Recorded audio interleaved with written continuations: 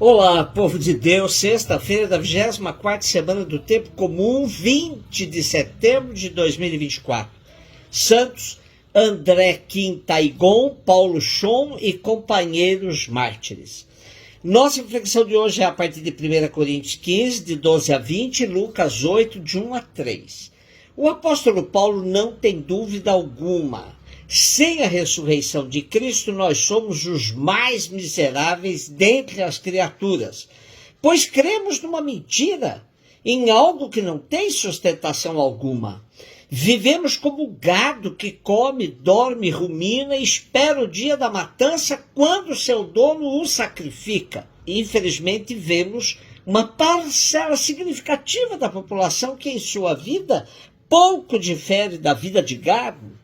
Imaginemos nossa vida sem uma janela aberta para uma superação dos limites que o cotidiano nos impõe.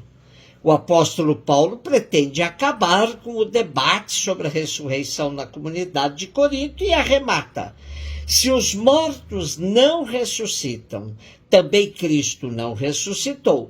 E se Cristo não ressuscitou, é vã a vossa fé e permaneceis ainda nos vossos pecados. Ora, a esperança cristã baseia-se na certeza de que a morte foi vencida. Leonardo Boff nos lembra com muita maestria: no termo da vida terrestre, o ser humano deixa atrás de si um cadáver. É como um casulo que possibilitou o emergir radiante da crisálida e da borboleta, agora não mais presa pelos estanques limites do casulo, mas aberta ao horizonte vasto de toda a realidade.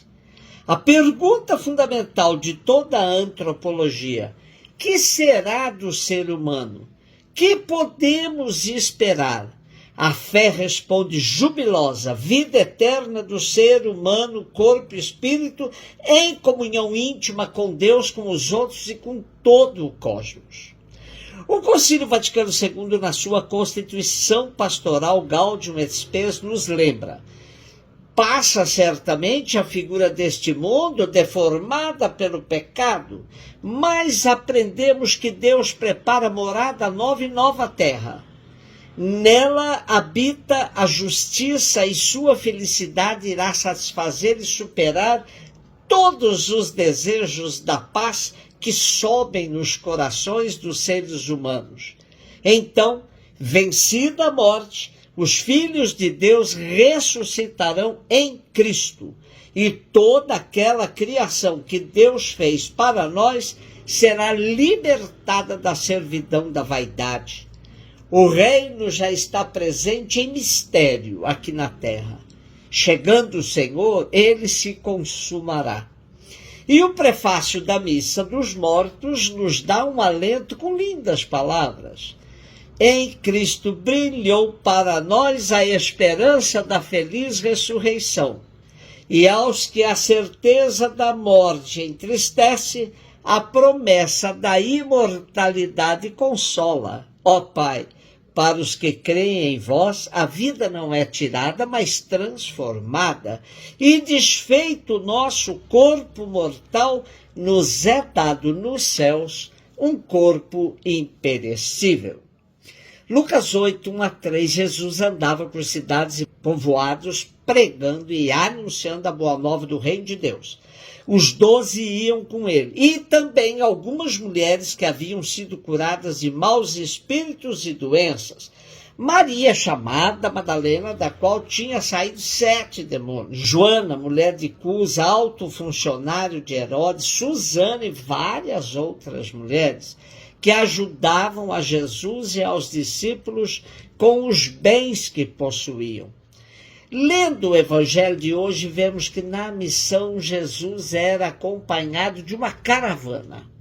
A caravana missionária de Jesus, composta dos 12 e algumas mulheres que tinham sido curadas de espíritos malignos e de enfermidades. O que fazia essa caravana? De cidade em cidade, de aldeia em aldeia, anunciando a boa notícia do reino.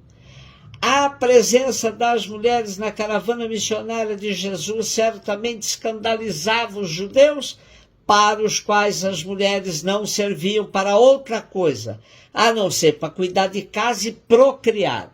Ah, maravilha! Jesus vencia todos os preconceitos da sua época e fazia das mulheres protagonistas da missão. A Igreja reconhece a indispensável contribuição da mulher na sociedade, com uma sensibilidade, uma intuição e certas capacidades peculiares, que habitualmente são mais próprias das mulheres que dos homens. Por exemplo, a especial solicitude feminina pelos outros, que se exprime de modo particular, mas não exclusivamente na maternidade. Muitas mulheres partilham responsabilidades pastorais juntamente com os presbíteros, contribuem para o acompanhamento de pessoas, famílias ou grupos e prestam novas contribuições para a reflexão teológica. Mas ainda é preciso ampliar os espaços para uma presença feminina mais incisiva na igreja, porque o gênio feminino é necessário em todas as expressões da vida social. Por isso, deve ser garantida a presença das mulheres também no âmbito do trabalho e nos vários lugares onde se tomam as decisões importantes, tanto na igreja como nas estruturas sociais. Uma lástima de que toda essa consideração sobre a mulher não tenha evoluído para a possibilidade de se conferir ministérios ordenados também a elas. Reconhece-se os legítimos direitos das mulheres e a firme convicção de muitos de que homens e mulheres têm a mesma dignidade.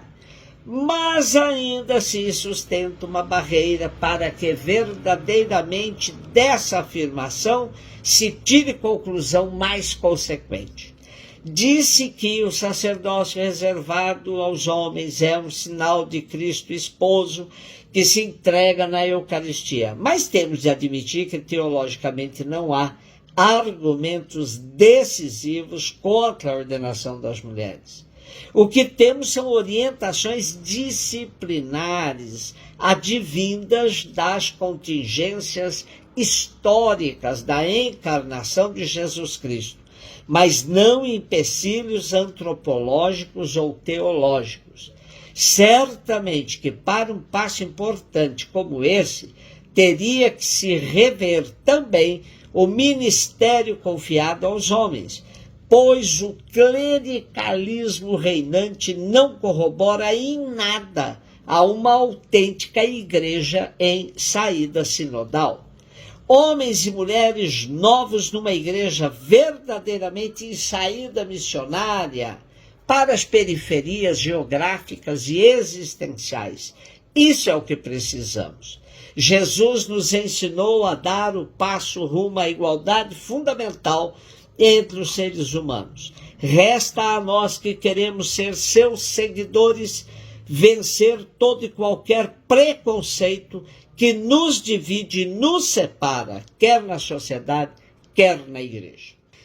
Celebramos hoje Santo André, Kim Taegon, Paulo Chong e companheiros mártires. André, presbítero, e o grande apóstolo leigo Paulo se destacaram entre os missionários que evangelizaram a Coreia no século XVII. Com eles havia numerosos homens e mulheres, casados ou não, velhos, jovens, crianças, que, submetidos ao martírio, selaram com o próprio sangue os inícios da igreja coreana.